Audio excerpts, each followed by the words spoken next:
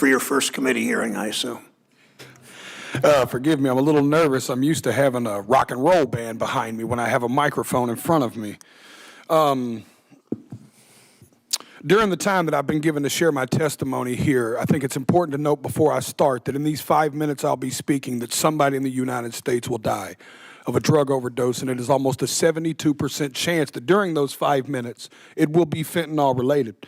Having started that way, Chairman Brown, Ranking Member Scott, and esteemed committee members, thank you for having me. I know this is a bit of a curveball, but I like a little baseball myself.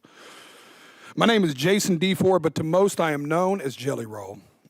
It is important to establish earlier that I am a musician and that I have no political alliance. I am neither Democrat nor Republican. In fact, because of my past, my right to vote has been restricted. Thus far, I have never paid attention to a political race in my life. Ironically, I think that makes me the perfect person to speak about this because fentanyl transcends partisanship and ideology, gentlemen and women. This is a totally different problem. And I was speaking outside to the media, and I gave them a statistic that said 190 people a day overdose and die every single day in the United States of America. That is about a 737 plane. That's what about a 737 aircraft can carry. Could you imagine the national media attention it would get if they were reporting that a plane was crashing every single day and killing 190 people? But because it's 190 drug addicts, we don't feel that way. Because America has been known to bully and shame drug addicts instead of dealing and trying to understand what the actual root of the problem is with that. But the sad news is that that narrative is changing too, because the statistics say that in all likelihood, almost every person in this room has lost a friend, family member, or colleague to the disease known as addiction.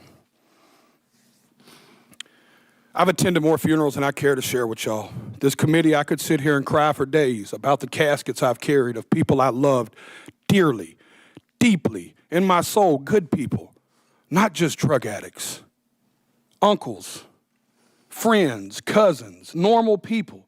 Some people that just got in a car wreck and started taking a pain pill to manage it. One thing led to the other. And how fast it spirals out of control, I don't think people truly understand. So many people. Equally, I think it's important for me to tell y'all that I'm not here to defend the use of illegal drugs. And I also understand the paradox of my history as a drug dealer standing in front of this committee. But equally, I think that's what makes me perfect to talk about this. I was a part of the problem. I am here now standing as a man that wants to be a part of the solution.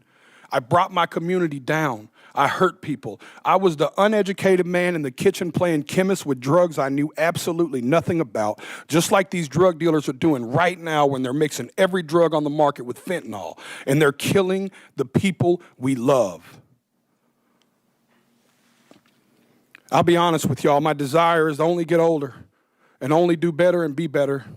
I believed when I sold drugs genuinely that selling drugs was a victimless crime. I truly believe that, y'all. My father always told me what doesn't get you in the wash will get you in the rinse. Now I have a 15-year-old daughter whose mother is a drug addict. Every day I get to look in the eyes of a victim in my household of the effects of drugs. Every single day. And every single day I have to wonder if me and my wife, if today will be the day that I have to tell my daughter that her mother became a part of the national statistics. History repeats itself, gentlemen. Even in the 1990s, crack cocaine had long made its way into my middle lower class neighborhood. And at that moment, even as a teenager, you could have never convinced me in that moment that there would be a far bigger problem on the horizon in the form of a pharmaceutical drug. And then I watched opioids and Oxycontin burst onto the scene.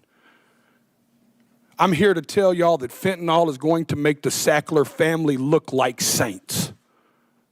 And I want to let y'all sit with that for a second.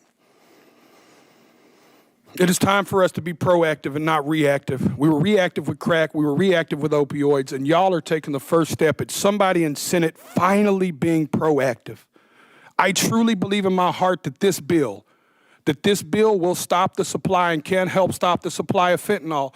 But in part of being proactive, gentlemen and women and ladies, I have to be frank and tell y'all that if we don't talk to the other side of Capitol Hill and stop the demand, we are going to spin our tires in the mud.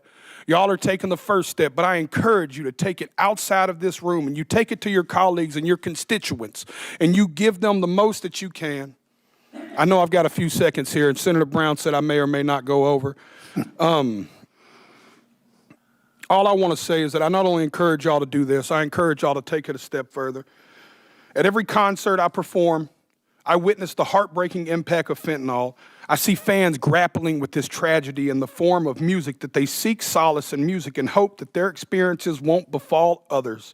They crave reassurance. These are the people I'm here to speak for, y'all. These people crave reassurance that their elected officials actually care more about human life than they do about ideology and partisanship. I stand here as a regular member of society. I am a stupid songwriter, y'all, but I have firsthand witnessed this in a way most people have not.